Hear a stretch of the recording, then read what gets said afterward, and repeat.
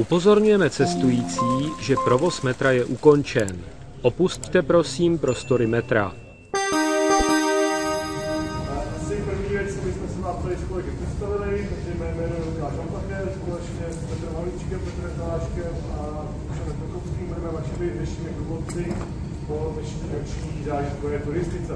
Tak noční zážitková turistika je koncipovaná jako fotojízda.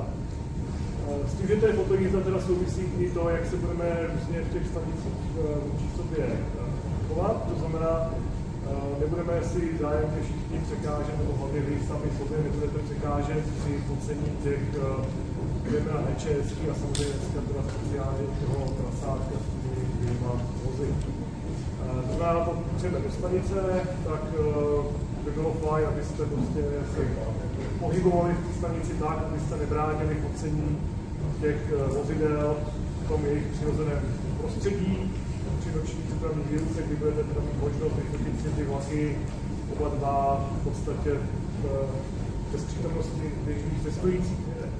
To, že se bude odjíždět, bude ohlášeno gongem a ohlášení vlaku je rozhlasu, něco ve stylu, abyste nastupovali, že se bude odjíždět. Dokud ten gong nezazní, tak přestože se dveře zavřou, tak se nic neděje, je to pouze kvůli focení. Prosím pěkně, nepřekračujte bezpečnostní pás v žádné stanici. Zejména stanice Vyšehrad bude velmi lákavá v tomto směru, takže znovu opakuji, prosím, nechoďte do té bezpečnostní pás, je to pro vaši bezpečnost, někdo zahrává nás motilákem, spáte dolů, vysoký napětí přírodní kornice je zapnutý, takže by to bylo velmi nepříjemný pro všechny.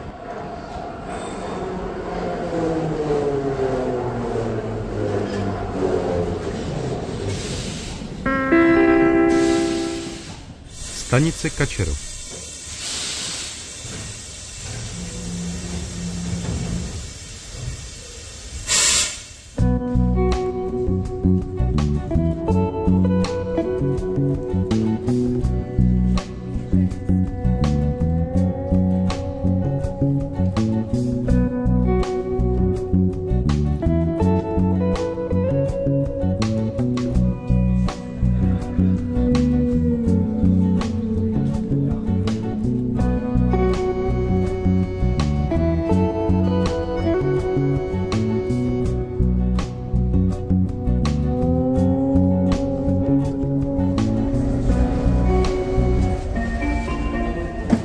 Vážení návštěvníci noční zážitkové jízdy, vítáme vás v nočním podzemí. Poslední cestující již vystoupili, všechny stanice jsou uzavřeny, ponořeny do nočního přítmí a zdálo by se, že život v metru se uložil k nočnímu spánku. Potemnělé podzemí však klame. Osobní vlaky nyní nahrazují pracovní, takzvané služební vlaky, skupiny techniků a traťových pochůzkářů zajišťujících údržbu, kontroly a opravy. Přípravy na noční přepravní výluku začínají. Z depa a následně ze stanice Kačerov vyjíždí služební vlaky a rozjíždějí se nejen na trasu C, ale téměř po celé síti metra dle aktuálního plánu přepravní výluky.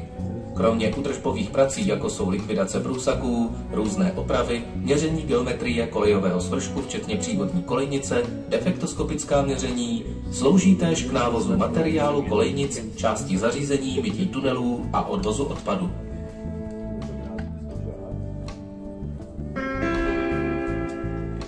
Ukončete nástup, dveře se zavírají.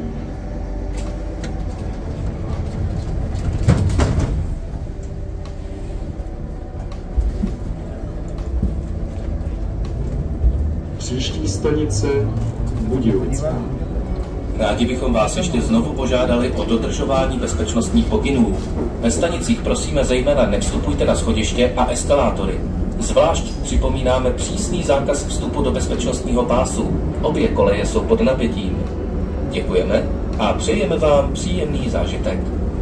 Následuje stanice Budějovická, která ač nemá žádné kolejové rozvětvení, je z hlediska nočních přepravních výluk velmi důležitá. Je určena jako ohlašovací stanice. Služební vlaky smí totiž z takových stanic odjet až po souhlasu určeného pracovníka staničního personálu. Stanice Budějovická. Tato vozidla totiž na rozdíl od osobních vlaků nemají zabezpečovací zařízení, neboť se neřídí pravostranným provozem a běžně jezdí i v nesprávném směru. Jízdy těchto vlaků řídí staniční personál telefonickým dorozumíváním. Ohlašovací stanice si přes místní telefonické spoje určenými a přesně dodržovanými slovními formulkami nabízejí, přijímají a odhlašují jednotlivé vlaky. V tomto případě Budějovická nabízí vlaky až do stanice Pražského Povstání.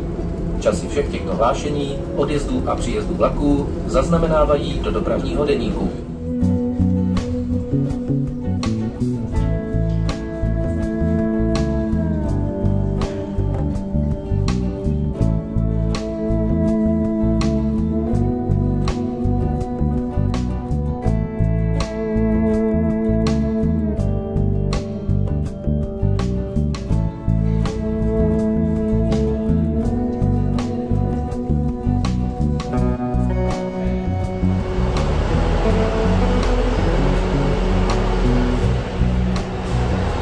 Následuje stanice Mládežnická.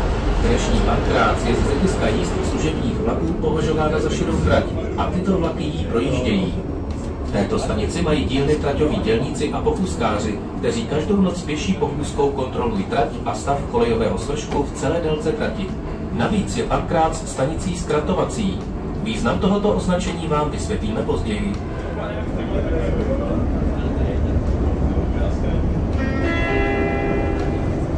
Stanice Mládežnická.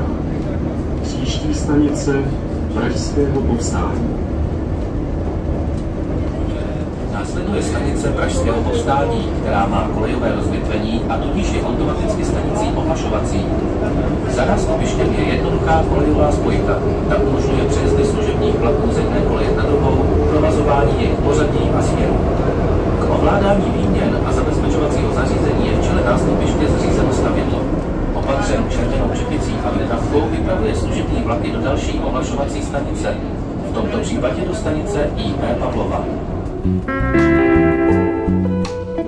Stanice Pražského Povstání. Následuje stanice Gottwaldova.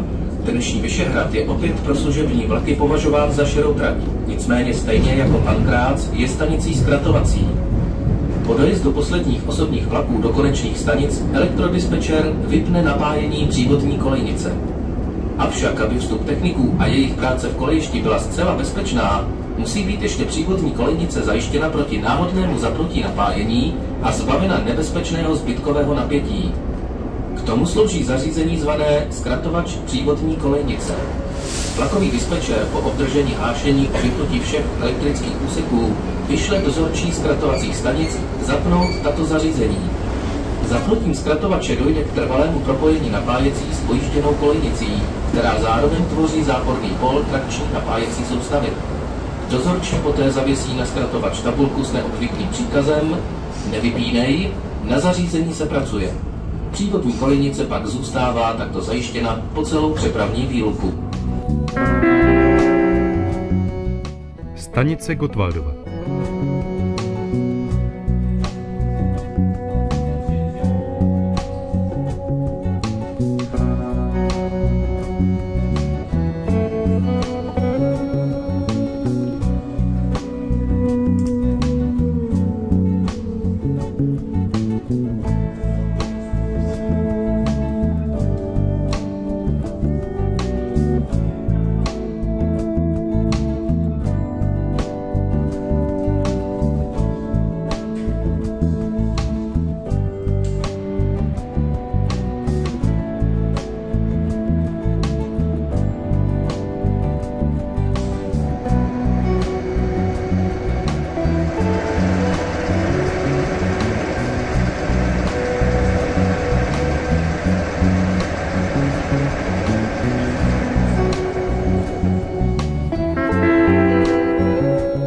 Ukončete výstup a nástup, dveře se zavírají.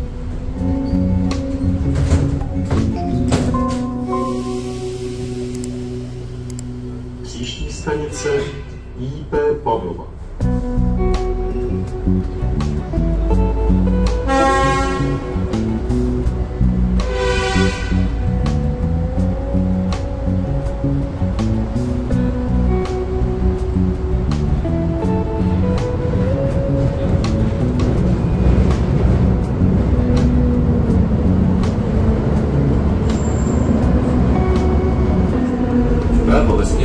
Právě míjíme spojku CA. Zde některé služební vlaky naší trasu opouští. Naopak z trasy A přijíždějí vlaky jiné, vypravené z depa Hostivař. Některé tak při své jízdě křižují všechny 3 trasy. Aby se služební vlaky mohly pohybovat v přepravních výlukách, při vypnutém elektrickém napájení jsou poháněny dieselovými spalovacími motory. Jsou tak označována jako vozidla nezávislé trakce. Po vypravení z IP Pavlova mají vlaky povolenou jízdu, a to až do stanice Florence.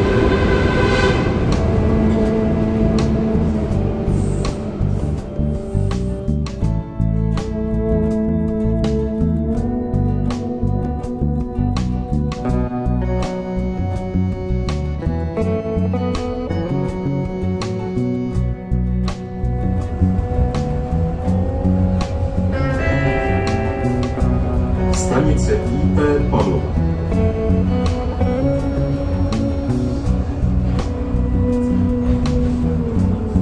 Následuje stanice Muzeum, která je nejen přestupní, ale také zkratovací. Vlakový dispečer po obdržení hlášení dozorčích stanic o zapnutí zkratovačů v celé seti metra zahájí přepravní výluku.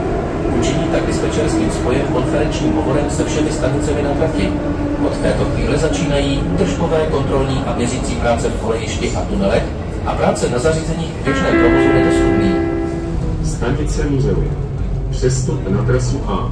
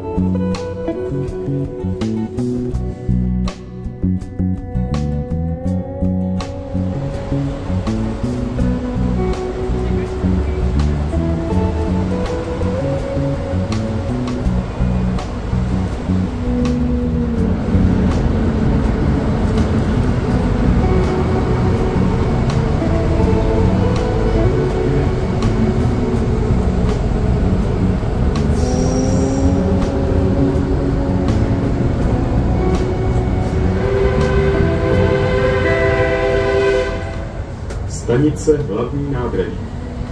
Příští stanice Sokolovská.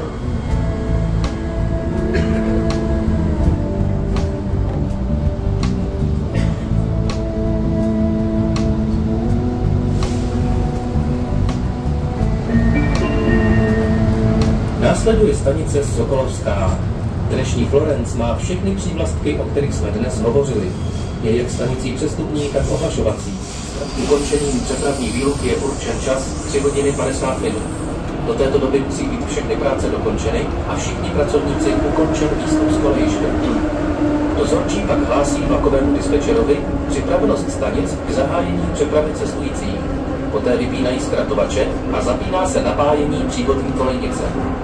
A to už přicházejí první strojvedoucí k odstaveným osobním vlakům, zkoušejí jejich systémy, aby zanedlouho mohli zahájit další provozní den v pražském podzemí.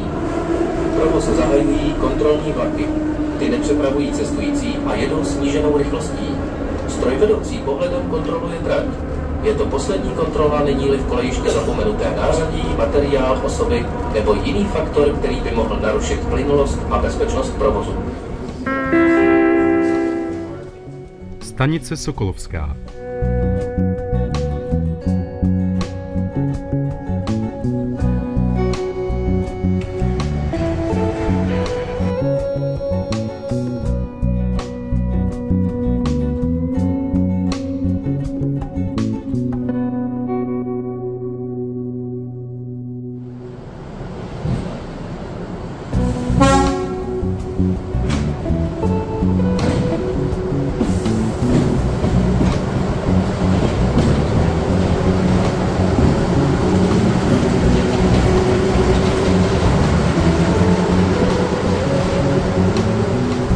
Nedílnou součástí nočních přepravních výluk je také úklid stanic.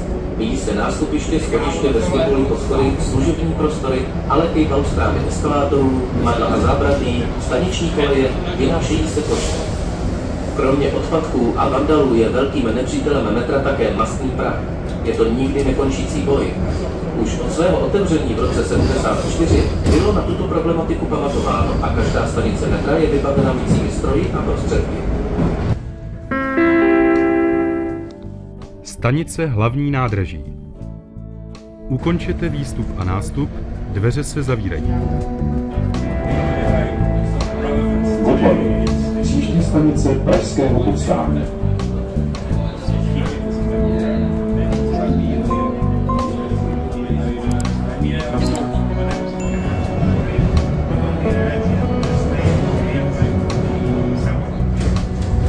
Příští stanice Kačerov. Stanice Kačerov. Konečná stanice.